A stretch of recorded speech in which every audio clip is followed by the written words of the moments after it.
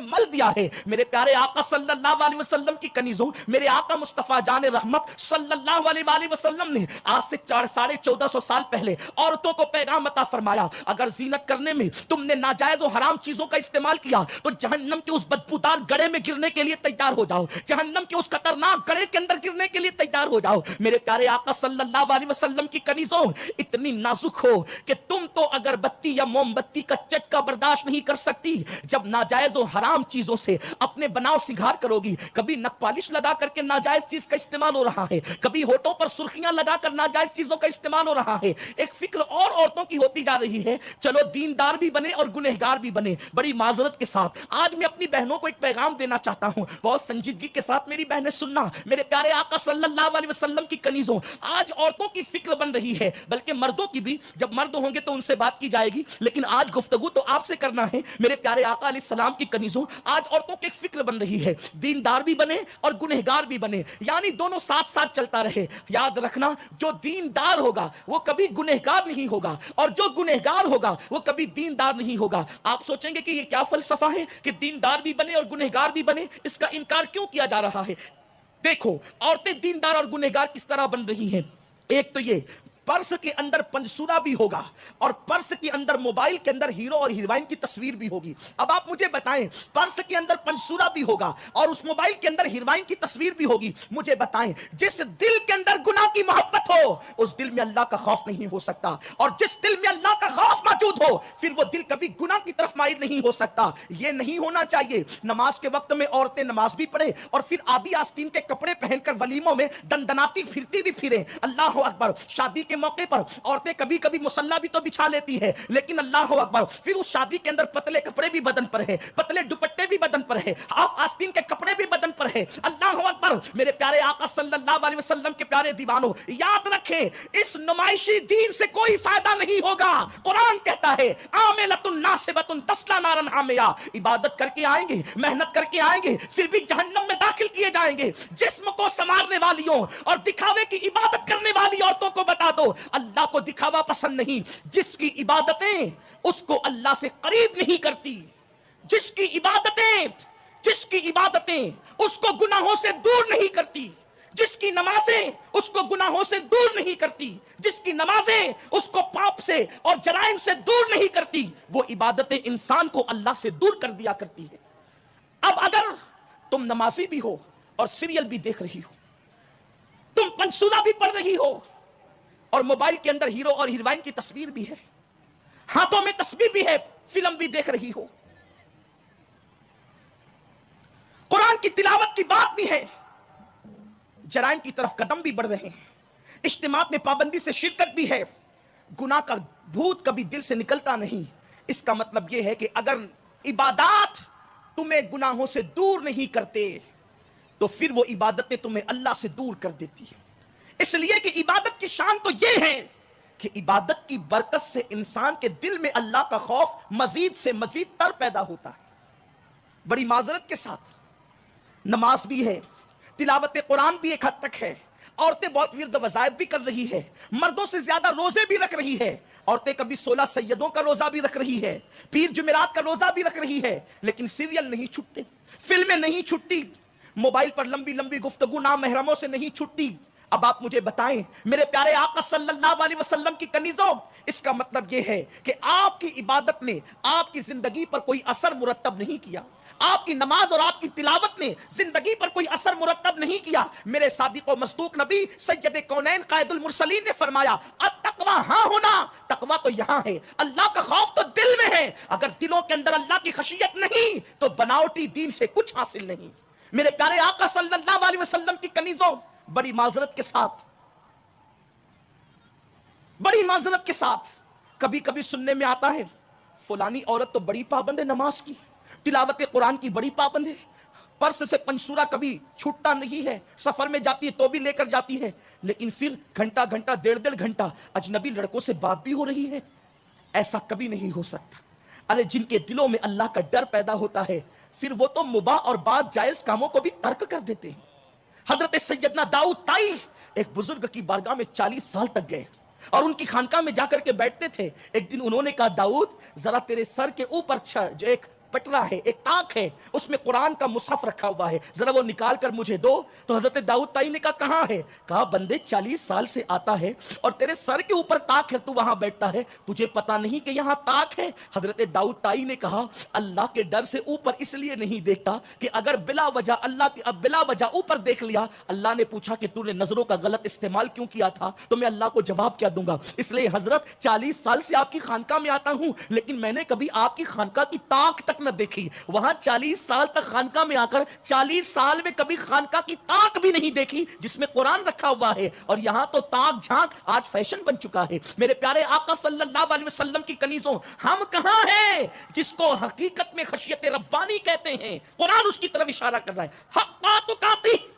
ایسا ڈرو جیسا فیشن ہے وہ نہیں، ایسا ڈرو جیسا ڈرنے کا حق ہے۔ اور جنہوں نے حق کے مطابق ڈرا اللہ سے، پھر قرآن ان کے بارے میں کہتا ہے لا خوف علیہم ولا ہم یحزنون، انہیں نہ غم ہے نہ خوف ہے، کیوں؟ انہوں نے اللہ سے ڈرنے کا حق ادا کیا۔ ان کے چہرے دنیا میں چمکے، ان کی قبریں آج تک چمک رہی ہے، اور انشاءاللہ قیامت میں بھی ان کے چہرے چمکتے نظر آئیں گے۔ کیا ہے اللہ سے ڈرنے کا حق؟ ایک بہت بڑے بزرگ ہیں سیدنا امام سفیان ثوری رحمت اللہ علیہ، 99 ہجری میں پیدا ہوئے، دور رسالت سے بہت قریب دور ہے 99 ہجری کا دور، اور ابھی آپ 20 یا 22 سال کی عمر میں تھے کہ آپ کی کمر جھک گئی تھی اور آپ لاٹھی لے کر کے چلتے تھے۔ عام طور پہ کمر کب جھکتی ہے؟ 80 سال سے انسان کی عمر کراس کر جاتی ہے، 80 سال سے انسان کی عمر بڑھ جاتی ہے، یعنی جب بڑھاپے کا مکمل غلبہ ہو جاتا ہے تب کہیں جا کر انسان کی کمر جھکتی ہے۔ لیکن ابتدائی جوانی میں امام سفیان ثوری کی کمر جھک گئی تھی، لاٹھی لے کر کے چلتے تھے۔ شاگردوں نے بہت کوشش کی معلوم کرنے کی کہ آپ کی کمر کیوں جھک گئی، آپ کی کمر کیوں جھک گئی۔ توجہ سے سننا میری بہنوں، کبھی نہیں بتایا کسی کو کہ کمر کیوں جھک گئی۔ ہم سے اگر کوئی پوچھے نا کہ یہ کیوں ہو گیا تو ہم تو پھر لمبی لمبی اس کے سامنے بیان کرتے، بلکہ عورتیں جب بیٹھتی ہیں تو کہتی ہیں الحمدللہ میں تو پیر کا بھی روزہ رکھتی ہوں، پھر جمعرات کا بھی رکھتی ہوں، 13 14 15 کا بھی رکھ لیتی ہوں، پھر 16 سیدوں کا بھی رکھ لیتی ہوں، اور پھر میرے چلتے ہی رہتے ہیں۔ میری بہن کس کے لیے تو کر رہی ہے؟ نفس بدکار نے دل پر یہ قیامت توڑی، عمل نیک کیا بھی تو چھپانے نہ دیا، اپنے اعمال کو بتا کر کس سے سند لینا چاہتی ہو؟ میرے آقا صلی اللہ علیہ وسلم نے فرمایا جو نیکیاں کر کے تشہیر کرتے ہیں قیامت میں اللہ ان سے کہے گا جس کے لیے نیکی کی تھی آج جا کر صلہ اسی سے لے لے۔ وہاں تو لوگوں کے بدن پہ کفن بھی نہیں ہوگا، کون صلہ دے گا اور کیا دے گا؟ ارے جو قوم دنیا میں کچھ نہ دے سکی وہ قوم آخرت میں تمہیں کیا دے گی؟ آج دنیا میں لوگوں کے پاس ہے کوئی کسی کی مدد کے لیے تیار نہیں، وہ تمہیں آخرت میں کیا دیں گے جو بغیر کفن کے ننگے گھوم رہے ہوں گے؟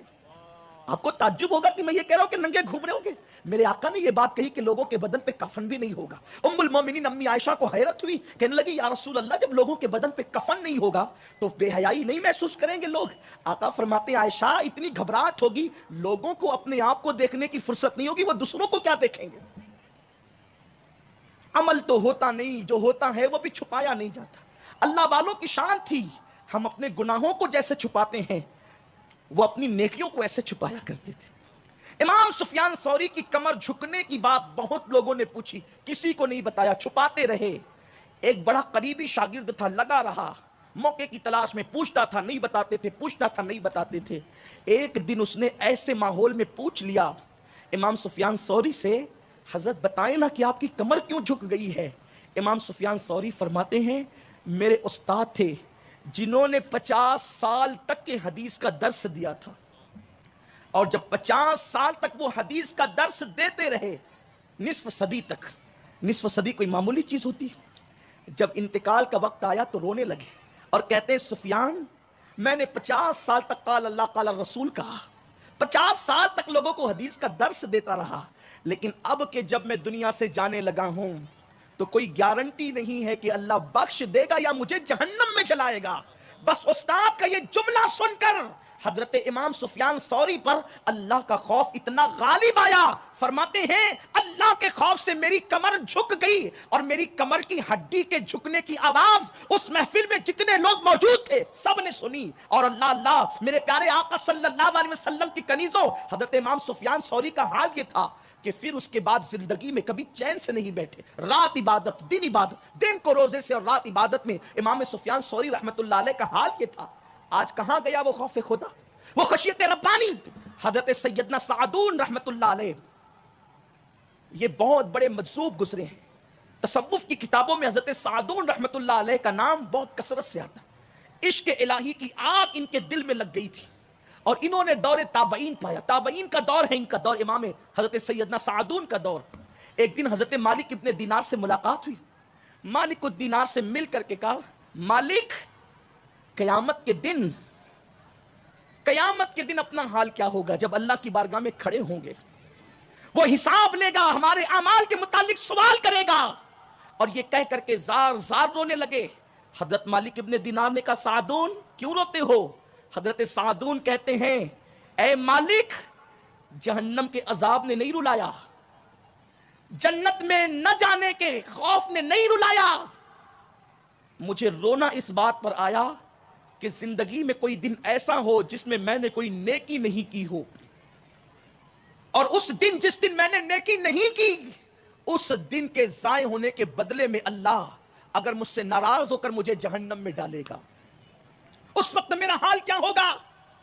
مجھے تو پچھتاوا ہے زندگی کے ان دنوں پہ، ان لمحات پہ جو میرے دن نیکی کیے بغیر گزر گئے، جو میرے دن نیکی کیے بغیر چلے گئے. ہاتھوں کی انگلیوں سے راتوں دن واٹس ایپ پر لگی رہنے والی میری بہنوں، فیس بک اور یوٹیوب پر بیٹھ کر کے اپنی مرضی کے مطابق اللہ کے قانون کے خلاف مناظر دیکھنے والی میری بہنوں، میں تم سے پوچھنا چاہتا ہوں. میں یہ نہیں کہتا کہ اجتماع میں جو آئی ہے وہ ایسی، ہرگز نہیں. ہمارے اجتماع میں موجود انشاءاللہ کوئی بہن ایسی نہیں ہوگی، لیکن اجتماع کے ذریعے سے پوری دنیا کی بہنوں تک پیغام پہنچانا ہے. اپنے ہاتھوں کی انگلیوں سے فیس بک پر اجنبی لڑکوں کے ساتھ اپنی مرضی کے ساتھ گفتگو کرنے والی خواتین کیا یہ نہیں سوچتی؟ قرآن کا اعلان ہے، ہوا معکم اینما کنتم، تم جہاں کہیں ہو اللہ تمہارے ساتھ ہے. نحن اقرب الیہ من حبل الورید، اللہ تمہاری شہرک سے زیادہ قریب ہے. میرے پیارے آقا صلی اللہ علیہ وسلم کی کنیزوں، اتنا بڑا اپنے وقت کا ولی کامل اس بات پہ افسوس کر رہا ہے، مالک ابن دینار جو میری زندگی کے دن اور لمحات نیکی کیے بغیر چلے گئے، اچھی عمل کیے بغیر چلے گئے، رب کی بارگاہ میں جواب کیا دوں گا؟ وہ مجھ سے پوچھے گا تو میں عرض کیا کروں گا؟ یہ کہہ کر کے رونے لگے، خوب روئے. مالک ابن دینار نے کہا، سعدون کیا تو اللہ کی رحمت سے نا امید ہے؟ حضرت سعدون کہتے ہیں، میں اللہ کی رحمت سے نا امید نہیں، مگر اس کی غیرت سے مجھے خوف بھی لگتا ہے. جہاں وہ کریم ہے وہاں وہ غیرت کا اظہار بھی فرماتا ہے. سعدون کو مالک ابن دینار نے کہا، تو کہیں دیوانہ تو نہیں ہو گیا؟ ارشاد فرماتے ہیں، میرے پاس کوئی عمل تو نہیں، مگر میری ہڈیوں میں، میرے گوشت میں، میرے خون میں اللہ کی محبت ایسی سرائیت کر گئی کہ اب تجھ جیسے لوگ بھی مجھے دیوانہ کہہ کر کے پکارتے ہیں.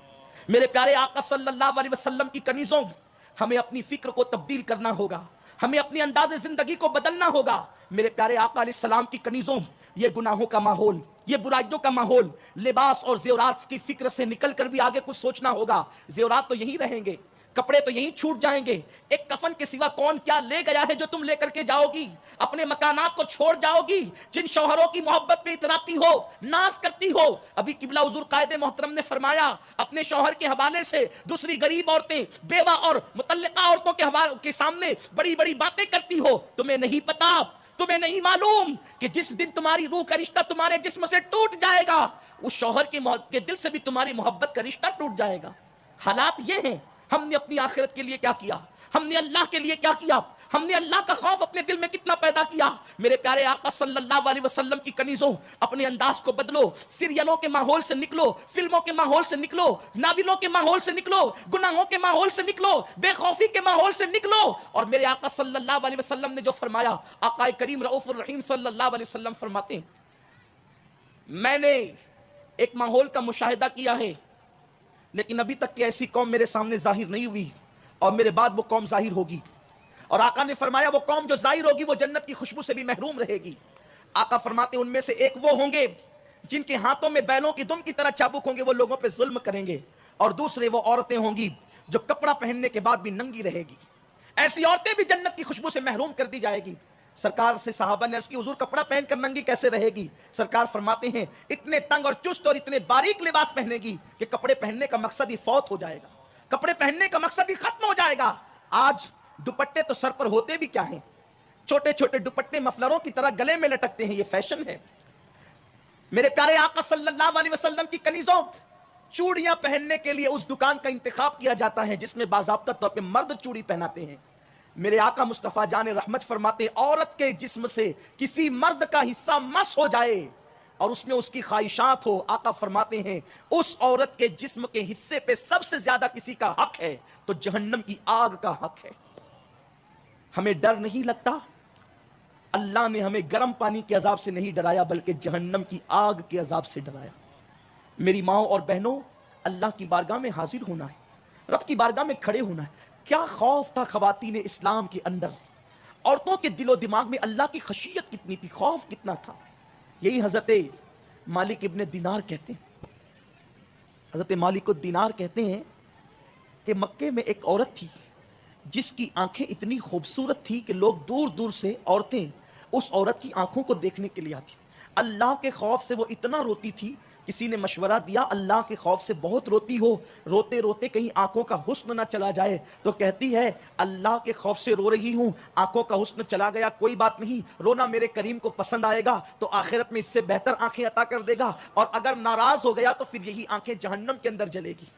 آج سفید چمڑی پر اتنا اتراتی ہے عورتیں، اپنے آگے کسی کو کچھ سمجھتی ہی نہیں۔ عورتیں بلا عذر شرعی بے پردہ بائک چلا رہی ہے، اپنے ہنر کا اظہار کر رہی ہیں۔ مجھے ان مردوں پر افسوس ہے جن میں اتنی طاقت بھی نہیں کہ وہ اپنے گھر کی عورتوں کو اپنے گھر سے نکال کر ان کی منزل تک پہنچا سکیں۔ عورتوں کو تنہا کر دیا گیا، عورتوں کو اکیلے چھوڑ دیا گیا، جبکہ مصطفیٰ جان رحمت صلی اللہ علیہ وآلہ وسلم نے فرمایا عورت کی عزت خوشبو کی طرح ہے، جب تک خوشبو شیشی کے اندر ہوتی ہے محفوظ ہوتی ہے اور شیشی کے باہر نکلتی ہے تو بکھر جاتی ہے، ایسے ہی عورت جب گھر کے باہر نکلتی ہے تو اس کی عزت کے بکھرنے کے خطرات بڑھ جاتے ہیں۔ عورت جب بے پردہ اکیلے گھر سے باہر نکلتی ہے تو 17 شیطان اس کے ساتھ ہوتے ہیں اور اس کو خوبصورت بنا کر پیش کرتے ہیں اور مردوں سے کہتے ہیں اس کو دیکھو اس کو تکو، اور ان کے دلوں میں گناہ کے وسوسے پیدا کرتے ہیں۔ آج لوگ شکایت کرتے ہیں مولانا میری بیٹی کی آبرو لوٹ لی گئی، مولانا میری بیٹی کسی کے چکر میں پڑ گئی، مولانا میری بیٹی کسی کے ساتھ بھاگ گئی۔ نادان ماں باپ، یہ حالات تو تم نے پیدا کیے ظالموں۔ قرآن نے تو پہلے ہی کہا تھا وَقَرْنَا فِي بُيُوتِكُنَّ، عورتوں کو کہا تھا تم اپنے گھروں میں بیٹھی رہو۔